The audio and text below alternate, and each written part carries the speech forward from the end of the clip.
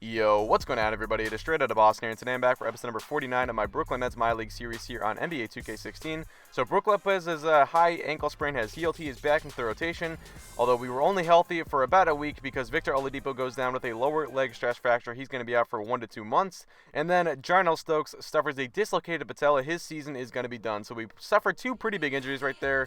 Oladipo, obviously the better player, but Stokes definitely the one with the kind of longer-term impact. And then we got an interesting trade offer here. This was DeAndre Jordan for Blake Griffin, Brook Lopez, excuse me, and Buddy Hield. And I really thought about this one, but I just decided we were playing too well. I think that overall, just basically based on the simple fact alone that Jordan is 7 overall points higher than Lopez, that could have helped out our team. But we just been playing so well this season. I don't really feel the need to make a big trade like that. I really like the way this team plays together. I like where we're at right now.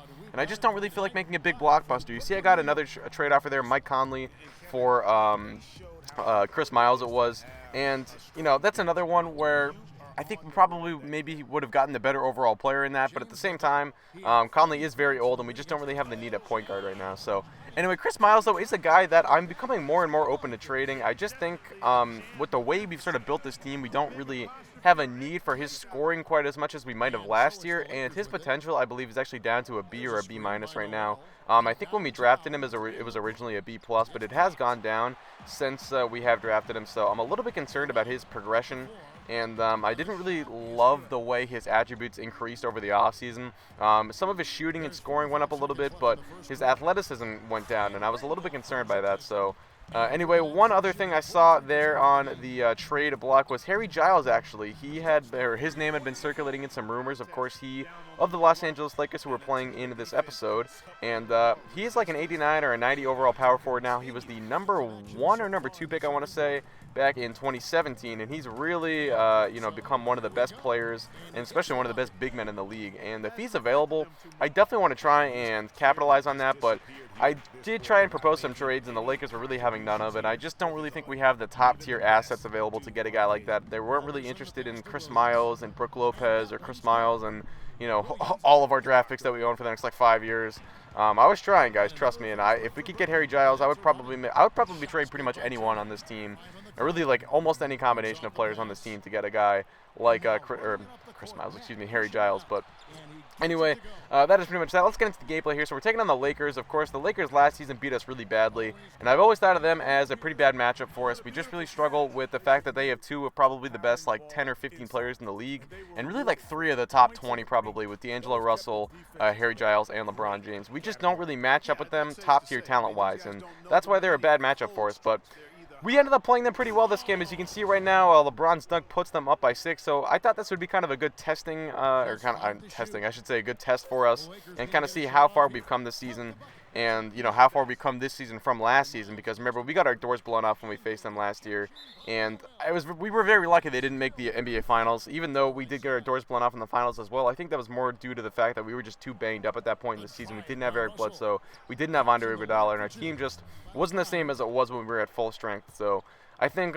playing a team like this, a team that, in the past we've really not matched up well with, and I think it's just a good test for how far we've come. And I think so far, we're down by 7, but we're hanging in there so far. We're not getting our doors blown off like we did last year, as I said for the 3rd time in this commentary. And Tony Shelton with the 3 right there gets the lead down to 4. Now it's Buddy Hield running the fast break right now. He's going to actually dish this one off to Evan Turner, who's going to draw the foul, and 1.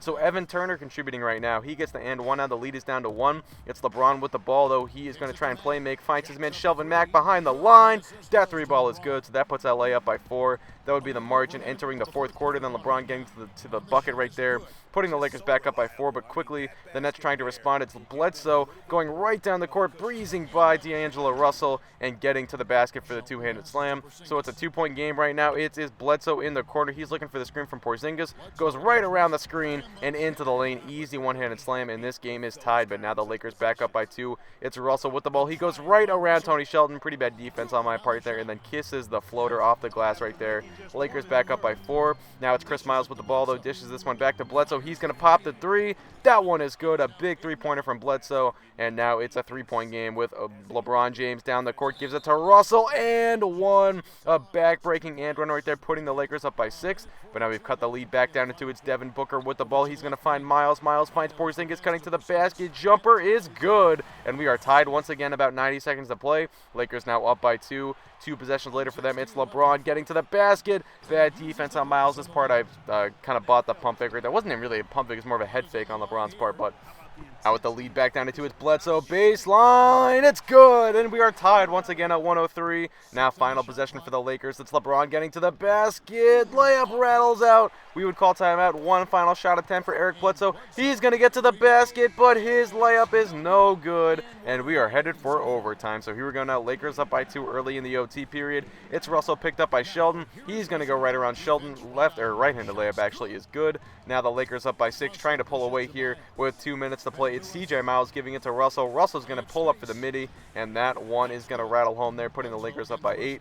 Now it's still an 8-point game, trying to make a last-ditch comeback here. Good pass by Miles to find Sheldon in the corner. That one is good, but it would prove to be too little too late, and the Lakers are going to hang on for the 115-108 victory. So, like I said, pretty happy with how we played this game. Obviously disappointed we couldn't come out with a win, but just the fact that we were able to compete with this team for 48 minutes, and actually 53 minutes if you add on the overtime, but just the fact that we were able to stay in the game, compete with them, I thought was a good sign, and I think that I'm happy with the way this team is looking. Now, the next episode is going to be the trade deadline episode, so let me know what you guys think we should do to improve this team. We obviously need to find a replacement for Jarnell Stokes, but what do you guys think we need to add to this team? Maybe a backup point guard. We don't really have a true backup point guard, as I've said in the past, but what else do you guys think? I don't really have any great ideas. I kind of like the team as it is right now, so if you guys have ideas, definitely need to let me know. Thanks for watching, guys. Hope you enjoy, and I'm out. Peace. Shaquille O'Neal and Kenny the Jet Smith. Let us take a moment now to recognize our Jordan Player of the Game. Well, he showed us just how good he can be when he's at the top of his game. And the building was stunned. You saw people leaving early, throwing popcorn, throwing hot dogs, spilling soda. He put on a CSDP, a crowd shut down performance. Man, that's what I'm talking about, Ernie. He flat out dominated. I mean, you see the kind of plays he was making all over the court. This is the game, no matter who they put on him, he wasn't going to be denied. His offensive power was in full effect. And folks, that's it for us. Thank you for tuning in. Always a pleasure. For Kenny the Jet Smith, for Shaquille O'Neal, this is Ernie Johnson. Have a great night.